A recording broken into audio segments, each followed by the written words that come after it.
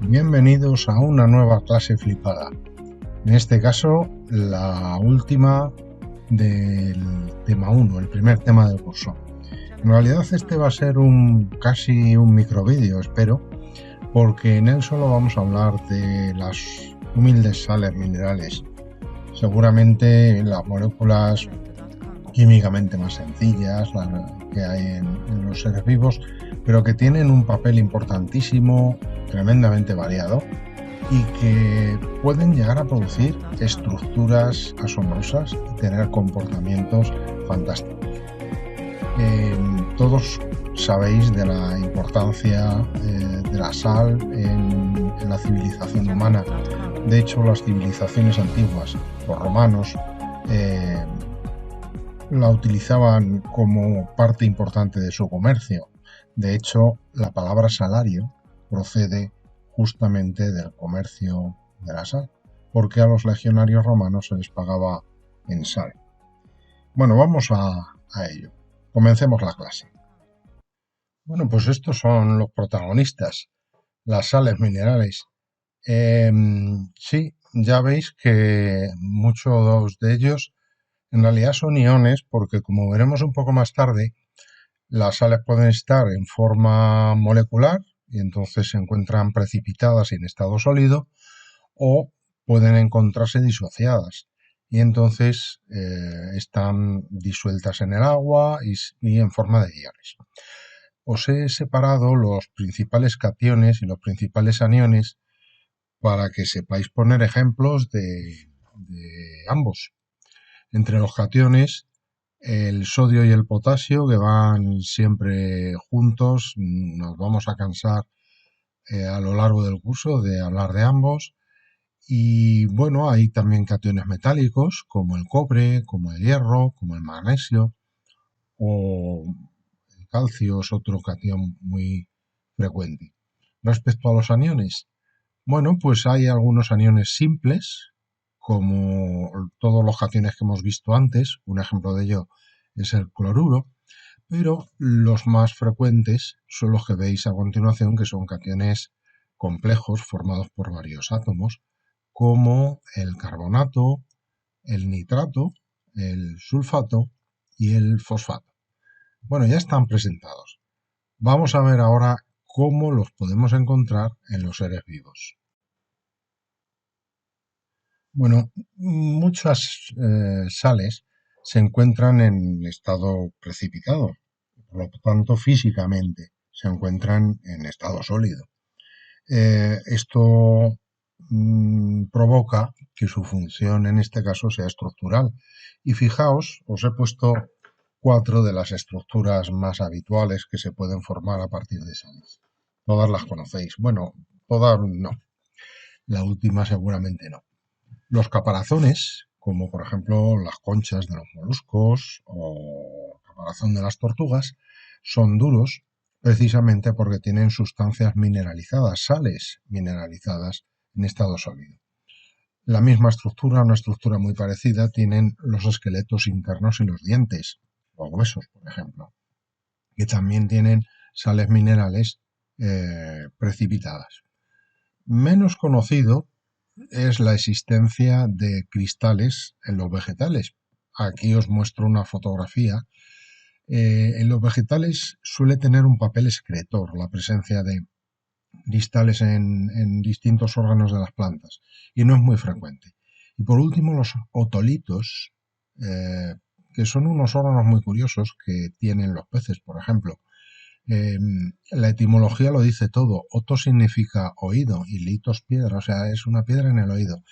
Los peces tienen una cámara rellena de líquido con literalmente una bola de hueso en el interior, que dependiendo de cómo se mueve permite que el pez se oriente y perciba el equilibrio. De modo que esta es una primera forma de encontrar las sales. El segundo tipo son las sales disociadas. En el estado disociado, las sales van a estar en disolución, de modo que podemos decir que se encuentran en estado líquido, no están disueltas en agua, y van a cumplir funciones fisiológicas, o sea, no van a formar estructuras como en el caso anterior, sino que van a participar en distintos tipos de reacciones y entonces podemos hablar de una función catalítica, que es la primera que os he puesto en la lista. También pueden participar en el transporte porque la entrada de determinadas sales o la salida suele ir acoplada con la entrada o salida de otras en las células, de modo que pueden participar en el transporte de sustancias a través de la membrana. También vamos a ver la tercera función es la estabilización de proteínas. Cuando estudiemos las proteínas hablaremos de ello y dependiendo de la cantidad de la concentración de sales, las proteínas pueden adoptar unas formas u otras. Otra función importantísima, la cuarta, que la estudiasteis en el curso anterior, es la participación en el impulso nervioso. El impulso nervioso está desencadenado por el movimiento de determinadas sales, de determinados iones, a través de canales en las membranas celulares. También el año pasado visteis cómo las sales participan, los iones participan en la osmorregulación, es decir, en la regulación, en el control de la concentración de los líquidos en el organismo.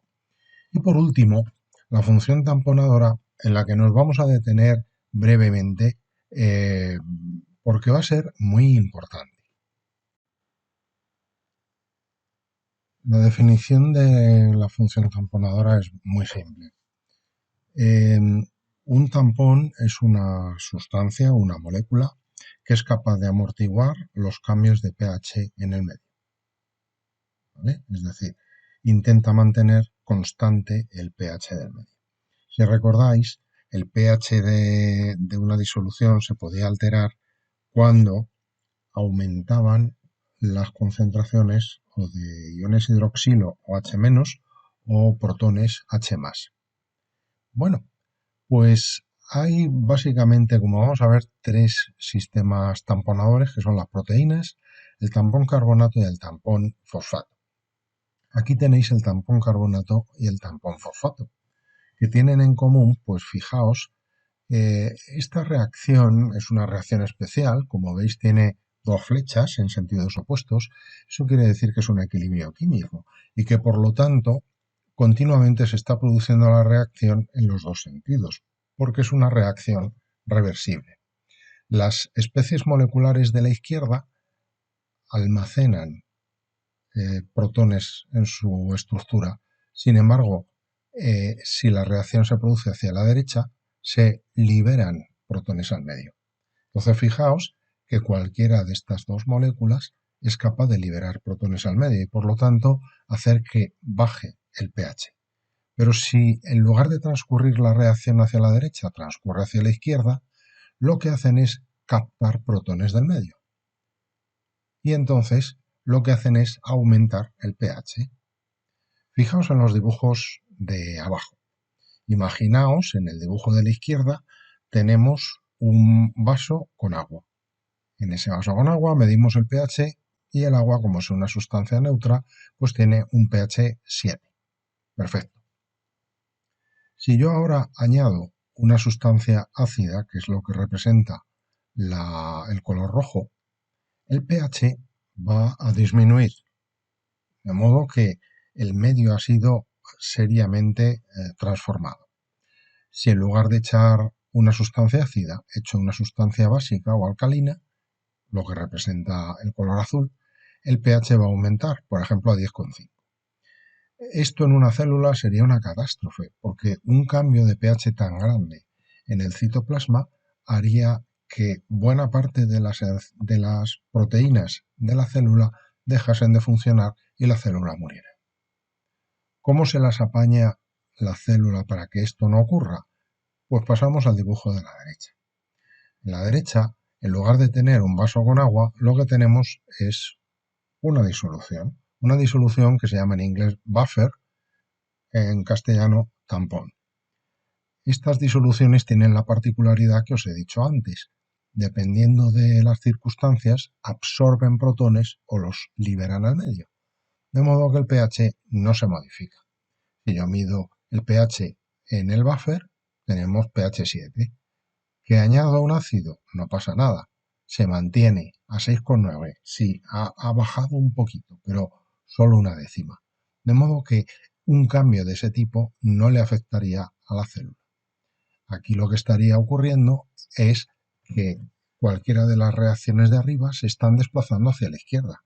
Y entonces los iones cargados negativamente aceptan protones de los que hay en exceso y quedan neutralizados. Por otra parte, si lo que hacemos es añadir una base, pues funciona al revés. Y aunque aumenta muy levemente, prácticamente el pH se queda estabilizado. Vamos a recapitular esto con una animación. Os lo dejo en inglés para que sea más divertido y tenga más vidilla. De todas formas, os aparece el texto, eso sí, en inglés, y lo podéis seguir fácilmente.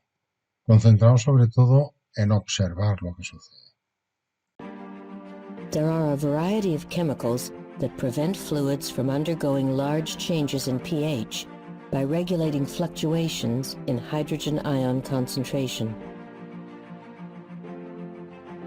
When hydrogen ion concentration increases, chemical buffers are able to bind to hydrogen ions and remove them in solution. This prevents the pH in the fluid from going down. When hydrogen ion concentration decreases, chemical buffers are able to release hydrogen ions into the fluid. This prevents the pH of the fluid from going up. There are 3 chemical buffer systems. They include proteins, phosphates, and carbonic acid bicarbonates. The protein buffer system is important in regulating blood plasma and intracellular fluid pH. If plasma or extracellular fluid pH drops due to excessive hydrogen ions, then hydrogen ions bind to amine groups and pH rises. If plasma or extracellular fluid pH rises due to a shortage of hydrogen ions, then acid groups dissociate and pH drops. The phosphate system is most important in regulating intracellular fluid pH.